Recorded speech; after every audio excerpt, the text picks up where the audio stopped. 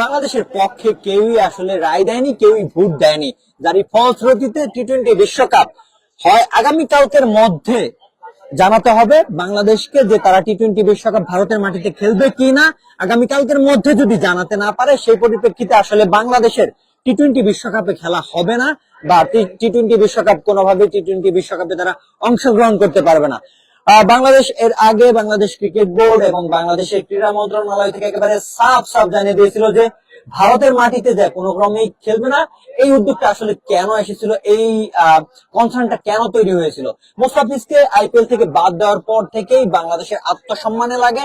সেই জায়গা থেকে আসলে ভারতীয় উগ্র সমর্থকদের মন্তব্য থেকে শুরু করে বিসিসিআই রোল, এই সমস্ত কিছু কিন্তু বাংলাদেশের সমর্থক থেকে শুরু করে বাংলাদেশের ক্রীড়াঙ্গনের এবং বিসিবি থেকে শুরু করে ক্রীড়া মন্ত্রণালয়ের সকলের এবং ক্রীড়া উপদেষ্টা যিনি রয়েছেন আসিফ নজরুল, সবাইকে কিন্তু এই জিনিসটা নাড়া দেয়। তারই ফলশ্রুতিতে একেবারে সাফ সাফ জানিয়ে দিয়েছিল যে কোনো ক্রমে ভারতের মাটিতে বাংলাদেশ দল বিশ্বকাপ খেলতে যাবে না। ঠিক তারপরেই কিন্তু আইসিসি কে বাংলাদেশ ক্রিকেট বোর্ড দফায় দফায় কিন্তু চিঠি দিয়েছে, কেন যাবে না, কি কারণে আসলে এই ধরনের কনসার্ন তৈরি হলো। সবকিছু কিন্তু যৌক্তিক দাবি ছিল। তারপরেও কিন্তু আসলে একবারে শেষ আইসিসি গত 2 দিন আগে কিন্তু আইসিসির প্রতিনিধি বাংলাদেশে এসেছিল এবং বাংলাদেশ ক্রিকেট বোর্ডের সাথে আসলে তারা সরাসরি আলোচনা করেছে এবং পর্যালোচনা করেছে। সবশেষে আসলে তারা জানিয়ে গেছে যে খুব শীঘ্রই তাদেরকে আসলে জানানো হবে। ঠিক তারপরেই কিন্তু আজকে যে একটি সভা হয়েছিল আইসিসির, সেখানে আইসিসির যারা প্রতিনিধি রাষ্ট্র রয়েছেন, সেই রাষ্ট্রগুলো আসলে বাংলাদেশের পক্ষে ভোট দেয়নি যে বাংলাদেশ দলের জন্য আলাদা ভেন্যু করা হোক, যার ফলশ্রুতিতে কিন্তু বাংলাদেশের আসলে নতুন করে ভেন্যু পরিকল্পনার কোনো সুযোগই থাকছে না বাংলাদেশের জন্য। এবং বাংলাদেশকে টি-20 বিশ্বকাপ খেলতে হলে, বাংলাদেশ দলকে টি-20 বিশ্বকাপ খেলতে হলে ভারতের মাটিতে যেই খেলতে হবে, এবং এটা করবে না। বাংলাদেশ দল কিন্তু এর আগে সাফ সাফ জানিয়ে দিয়েছে যে যে কোনো ক্রমেই হোক প্রয়োজনে বিশ্বকাপ বাংলাদেশ দল খেলবে না, বিশ্বকাপে অংশগ্রহণ করবে না, তবে ভারতের মাটিতে যে বাংলাদেশ দল খেলবে না।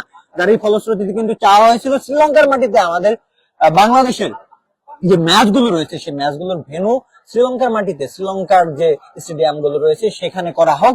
তবে সবশেষে আসলে একটা নিয়মের মধ্য দিয়ে আইসিসি সর্বশেষ যে বার্তাটা দিল যে বাংলাদেশ ভোটে হেরে গিয়েছে, তাদের বাংলাদেশের পক্ষে কেউই আসলে ভোট দেয়নি, কেউই রায় দেয়নি, যার ফলশ্রুতিতে কিন্তু বাংলাদেশের ভরাডুবি হার, বাংলাদেশের পক্ষে রায় না আসাতে, বাংলাদেশের পক্ষে ভোট না হওয়াতে কিন্তু বাংলাদেশের হয় ভারতের মাটিতে খেলতে হবে, তাছাড়া বাংলাদেশকে আসলে বাংলাদেশের বিশ্বকাপে খেলা হচ্ছে না। বাংলাদেশ যদি এই বিশ্বকাপে অংশগ্রহণ না করে, তাদের পরিবর্তে স্কটল্যান্ড খেলবে বাংলাদেশের জায়গায়। বাংলাদেশ যে সি গ্রুপে ছিল, সেই সি গ্রুপে কিন্তু স্কটল্যান্ড থাকবে। এবং বাংলাদেশ যদি খেলতে চায়, সেক্ষেত্রে বাংলাদেশের জন্য সময়সীমা বেঁধে দিয়েছে আইসিসি।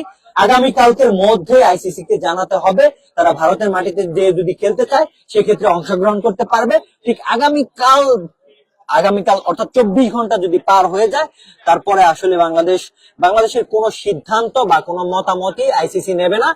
বাংলাদেশের জায়গায় স্কটল্যান্ডকে আসলে বাংলাদেশের যে সি গ্রুপে বাংলাদেশের অবস্থান ছিল, সেই সি গ্রুপে স্কটল্যান্ডকে জায়গা দেওয়া হবে।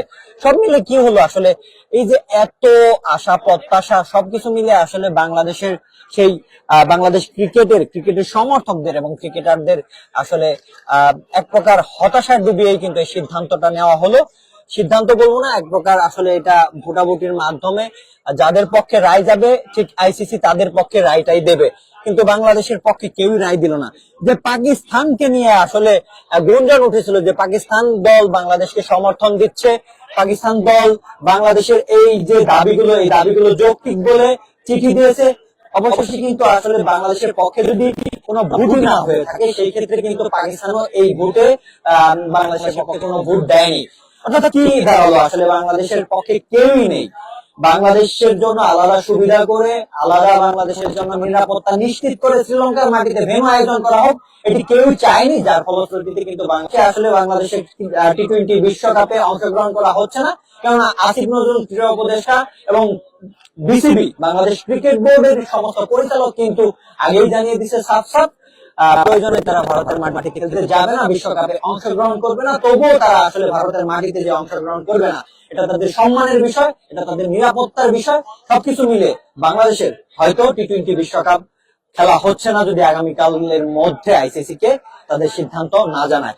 এই ছিল সর্বশেষ আপডেট। পরবর্তী আপডেট পাওয়ার সঙ্গে সঙ্গে জানতে পারবেন আলটিমেট স্পোর্টসে।